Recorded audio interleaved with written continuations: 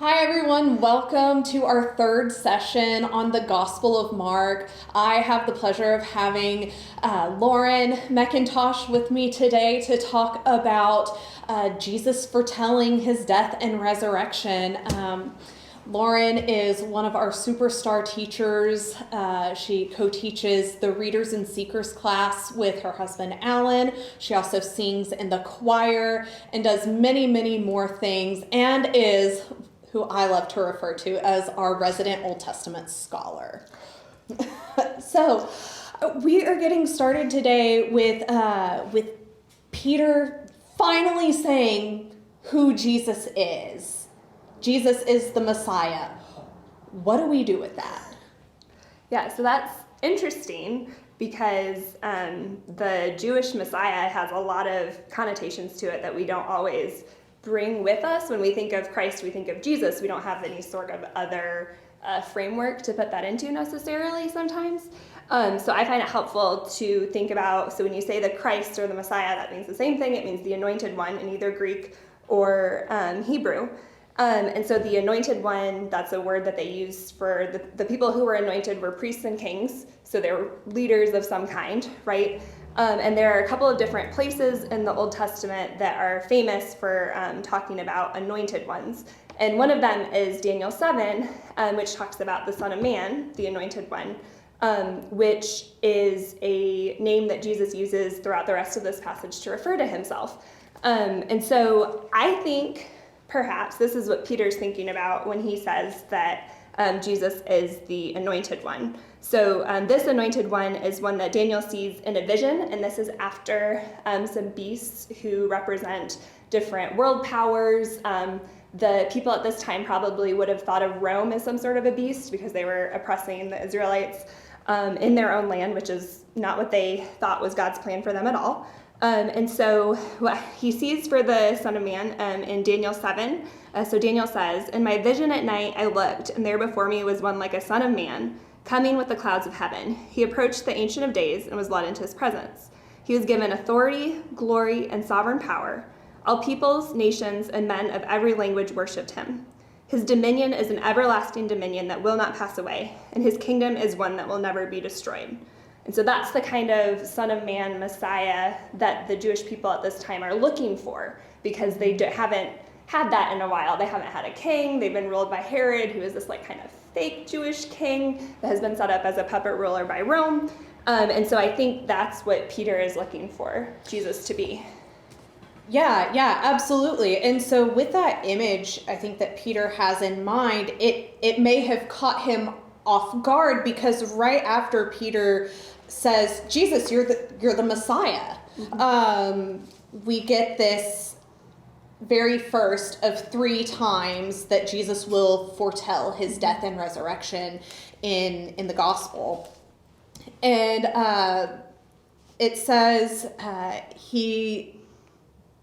he began to teach them that the Son of Man must undergo great suffering and be rejected by the elders, the chief priests, and the scribes, and be killed, and after 3 days rise again quite openly." And then it says, he said all this quite openly. And Peter takes him aside and rebukes him. And so something we see then is that this Daniel understanding of who the Messiah is, who Peter probably understands the Messiah to be, what Jesus is saying might not actually be matching up with that image. Yeah, I think it's different. So, Jesus rebukes him and he says, "You do not have in mind the things of God, but the things of men," which sort of makes sense that would be an appealing image if you're someone who's looking for someone to rescue your entire country. But I think what Jesus is saying is that he's a Daniel 7 Messiah, but because he calls himself the Son of Man, obviously he has that in mind. That's very clear. But I think he's also bringing to mind, as he gets into this passage, talking about the suffering and being rejected. He's also thinking about the Isaiah 52, 53 suffering servant Messiah. And I don't know what was kind of in the zeitgeist at that time. You call me a scholar, I wouldn't say that. I dabble. But I think that there could have been some tension between people who were looking for the Son of Man to come in and like rule over Rome, be some sort of a warlord, and like put them back in their place and say, no, God is going to reign in Israel, versus this sort of suffering servant that you get in Isaiah 52:53, where you have like the man of sorrows, rejected by many. That the word rejected really stands out to me as something being from that suffering servant passage. So I think that Jesus is saying that he's not just a Daniel 7 Messiah, that there's more to it, and he's trying to tell the disciples that. Yeah. Well, it's like with anything, there's a cost. One doesn't simply just march in and throw out the empire, right? And so there's this, you can come in glory, and yes, there's this resurrection piece, and also you don't get to resurrection without death, right? And so there's that suffering piece there that we can't really ignore either. And so I think what's really interesting also is that not only do we finally have this revelation of who Jesus is, but we have this this shift in the disciples. Like the story has shifted, and also there's a distinctive character shift in the disciples. So what do we see there?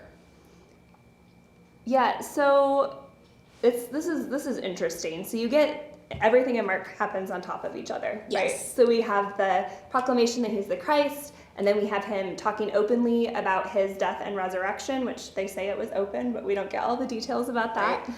And then you have the transfiguration, which is interesting. It happens like within the week, and so Peter, James, and John, who are sort of described as being in the inner circle of the disciples, go up a mountain, and they see Jesus transformed into these white robes, which is also indicative of being the Son of Man or the Anointed One.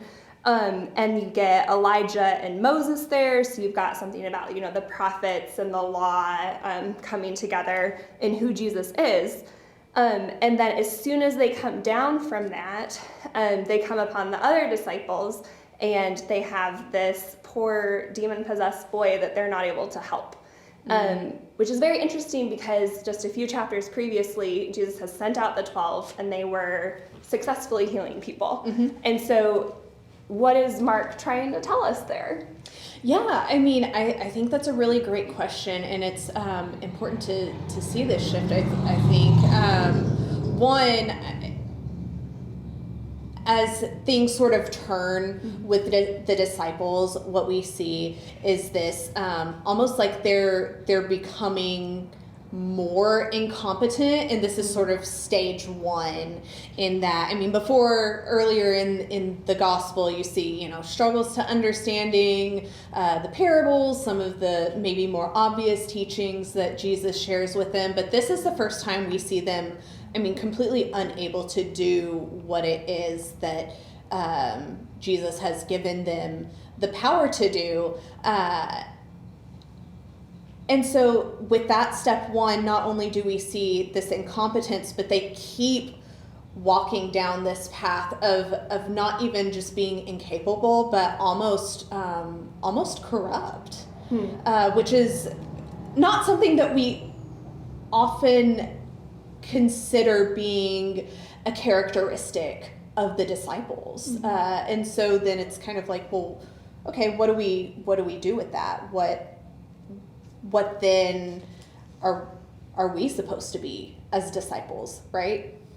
Yeah, so it's a question of so there are different ways you can see the disciple, or anyone in the Bible, I suppose, that you can see people as being sort of formulas or archetypes that you want to strive for, which there are actually not that many of those in the Bible. There are surprisingly small number of marriages that are really working very well in the Bible and stuff like that. When I was getting married, one of my friends pointed this out to me. They were like, yeah, so go through the Bible and find, the really good marriages. And I was like, there aren't that. And so it's the same thing with the disciples, right? There are things that you see that you're like, oh, I want to be like that. I want to be able to recognize, like Peter does, that Jesus is the Christ. But there are also things that are put in here, and I think that's true in the entire book, that are like, don't do it this way. And I think that's some of what Mark is calling us to do, is that, so Jesus has moved on by the end of Mark, right? And the disciples are who is left, and we're supposed to like pick that up somehow, right? And so learning from their mistakes, I think, is one way that we do that. Yeah, for sure. And there's a lot of mistakes in here to learn from, because it turns out that who you say the Messiah is directly impacts what kind of disciples we're going to be. And so if you're living into that, maybe Peter understanding of who the Messiah is based off of Daniel alone, without holding Isaiah alongside it, what you get is not necessarily disciples or apostles, but what you get is maybe more of an entourage and gatekeepers of power. And that's something that we certainly see in this. We get this argument over who is the greatest. And then Jesus taking a little child and saying, this is the greatest, this child.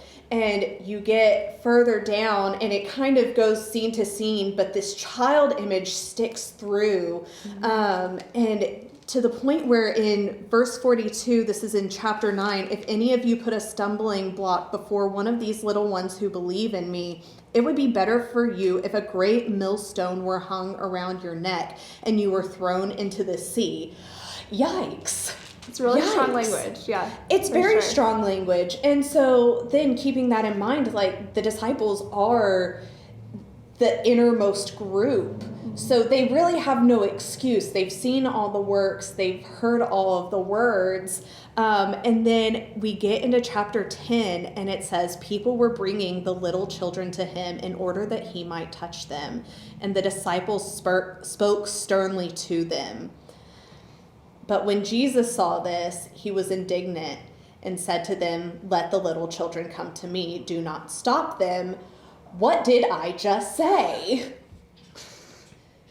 And so, it's still one of those. It's, what do we keep doing with this? Because now we're not just talking about incompetence. We're talking about we get to decide who gets to approach Jesus. And not only like who is the greatest among us, but who out there is even worthy to approach the feet of Jesus. So what do you think? Yeah, the idea that, the kingdom of God is another thing that you see a lot in Mark, right? So he, instead of saying like heaven, the kingdom of heaven, you see in like Matthew, you have the kingdom of God belongs to such as these. So these are the people who are inheriting the kingdom that the Son of Man is setting up.